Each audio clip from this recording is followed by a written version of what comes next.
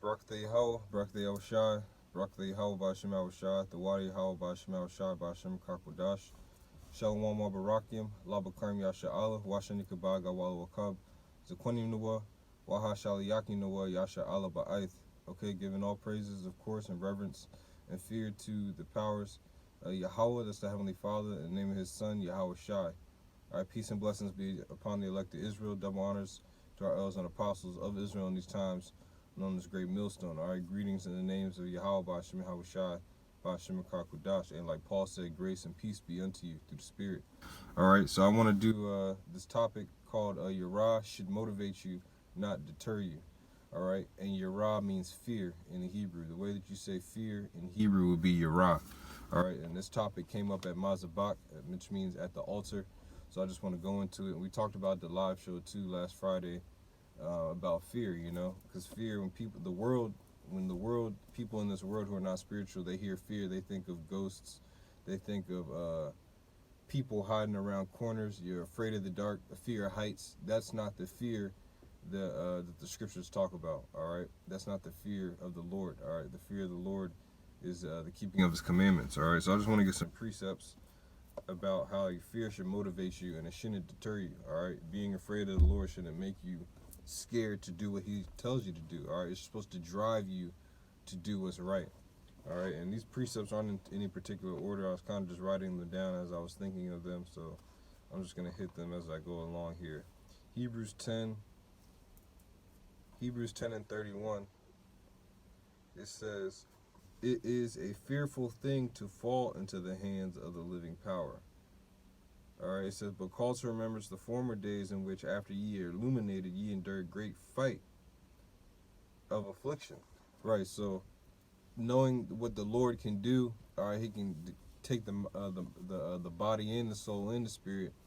That should put fear in you. You shouldn't be afraid of what men here on earth can do or what they say when they backbite against you and they say certain things to try and make you feel certain ways. All right, you have to catch those emotions aside and only fear Yahweh Ba'Shem Yahweh Shai, because it's a fearful thing to fall into His hands. All right, and you can see that He made a man think he was an animal. I think that was Nebuchadnezzar at the time of Daniel, when he went out there and was eating grass and stuff out of the field like he was a beast. All right, you don't want the Lord to give your mind over to something like that. That's fearful. Ecclesiastes 12 and 13. All right, Ecclesiastes 12 and 13. It says, "Let us hear the conclusion of the whole matter. Fear the Most High and keep His commandments, for this is the whole duty of man." All right, so what it says, the whole duty of man is to do what? To fear the Most High and keep His commandments. So we know that fearing Yahweh Ba'Shem Yahweh Shai is the keeping of His commandments.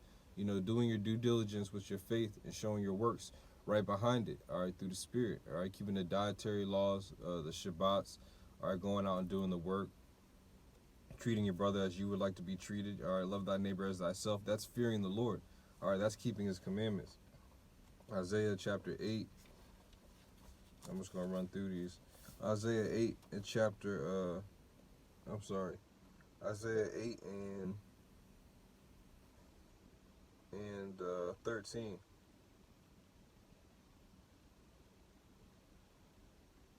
Isaiah Salaki, Yeshaya 8 and 13.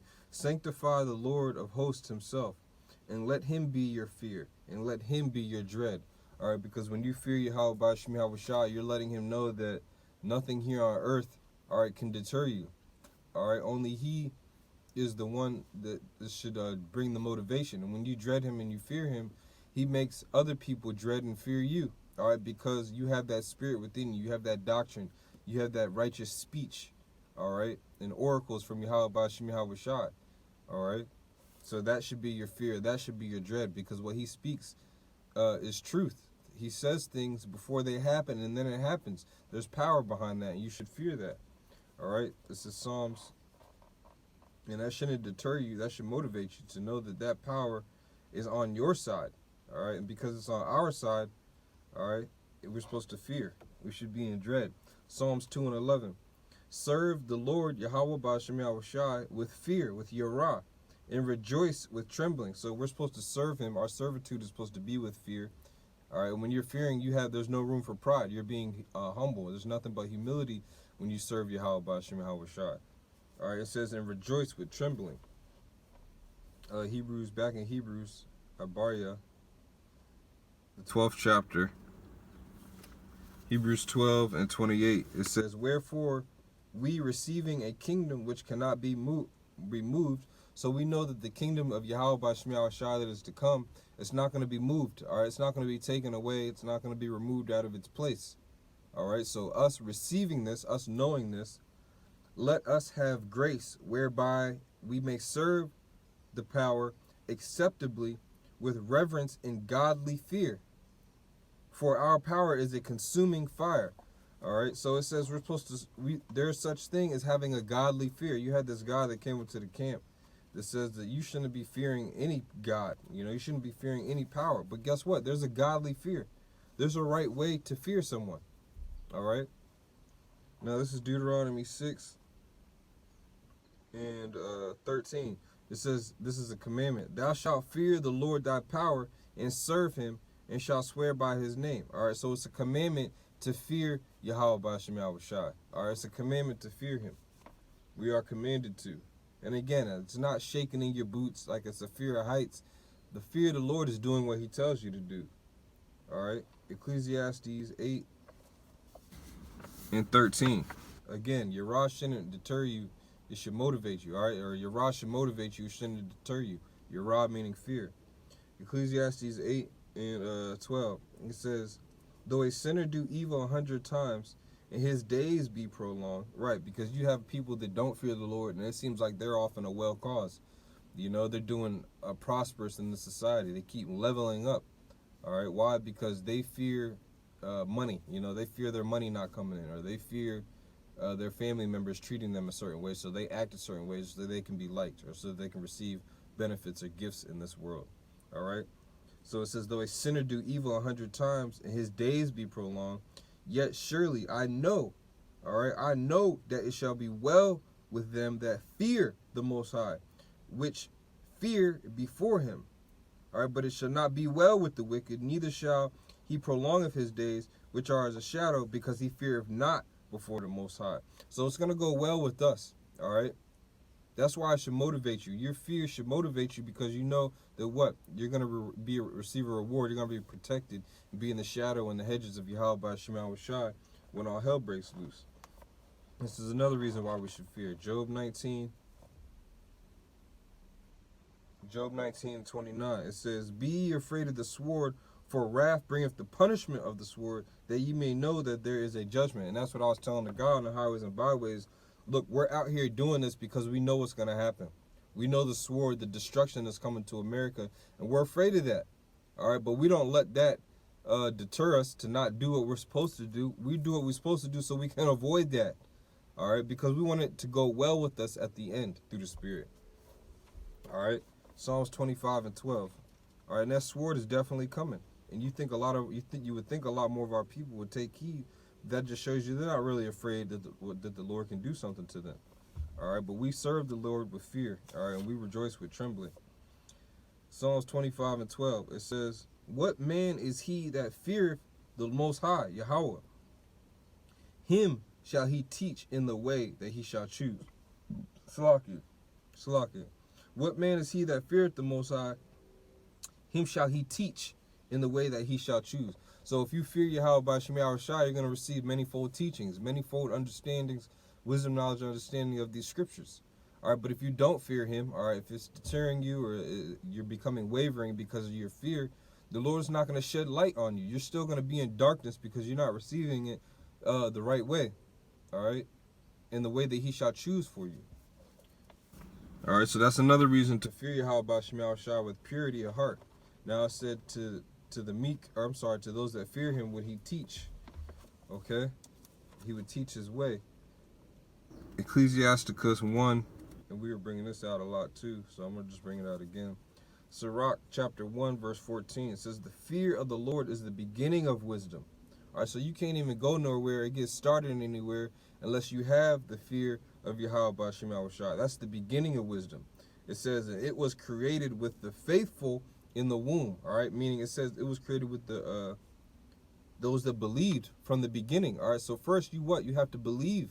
You really have to believe from jump, and then that belief is going to drive you to fear. I did a video way back called "Your Fear Should Motivate You." All right, or ask yourself, how afraid am I of the Lord? Because that's going to determine how motivated you stay, depending on how much you fear.